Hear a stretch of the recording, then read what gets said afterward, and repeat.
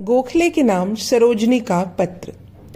कार्यों के अत्यधिक बोझ के कारण सरोजनी नायडू का स्वास्थ्य खराब रहने लगा था। सन 1913 में स्थिति अधिक बिगड़ने पर ऑपरेशन के लिए उन्हें एक निजी अस्पताल में भर्ती करवाया गया। 28 नवंबर को अस्पताल से ही उन्होंने गोखले को एक पत्र लिखा।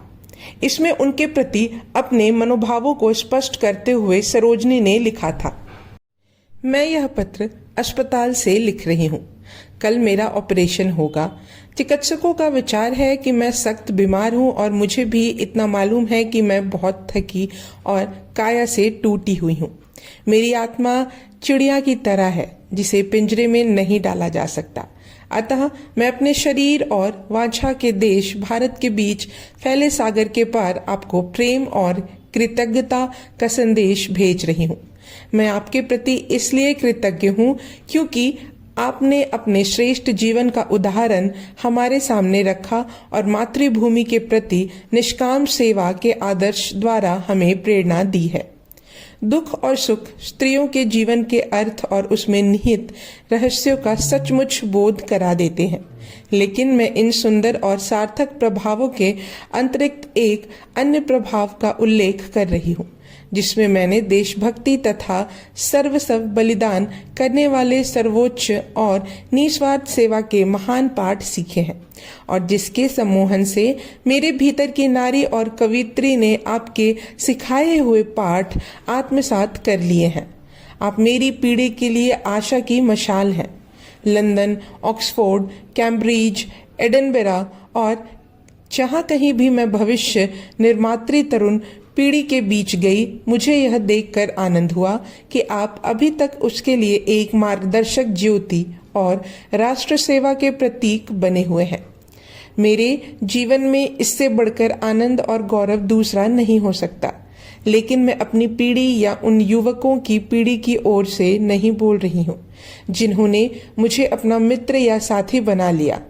मैं तो आपको अपना व्यक्तिगत आदर और प्रेम समर्पित करना चाहती हूँ, लेकिन मुझे शब्द नहीं मिल पा रहे और मैं स्वयं को इस संबंध में बहुत दीन महसूस कर रही हूँ। यदि मैं जीवित रही तो आप जानते ही हैं कि मेरा जीवन उसी देश के लिए सेवा के प्रति समर्पित होगा जिसके आपने अत्यंत निष्ठापूर्वक और प्रभावशाली रीति से सेवा की है। लेकिन यदि मेरे लिए ऐसी मधुर नियति संभव ना हुई तो मैं समझती हूँ कि आप मेरे शब्दों को याद रखें। तरुण पीढ़ी पर विश्वास कीजिएगा।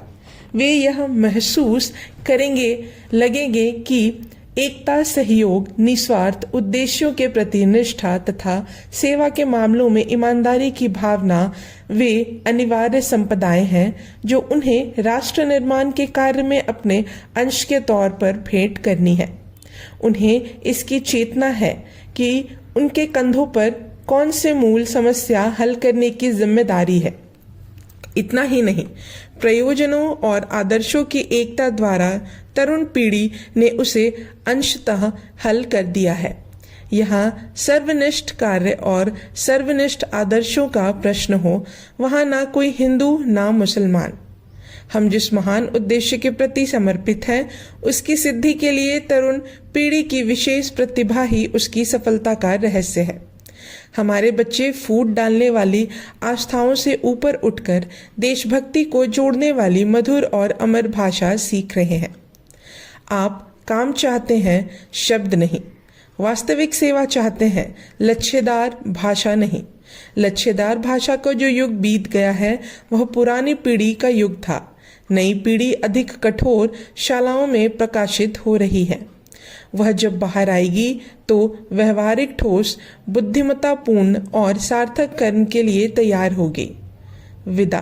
मैं बहुत थक गई हूँ, लेकिन मेरे मन में यह आशा और आस्था भरी हुई है कि हिंसा, रोष और विभाजन के माध्यम से नहीं, वरन धीरज, बुद्धिमत्ता और प्रेम के माध्यम से ही हम सफलता के लक्ष्य तक पहुँच पाएंगे।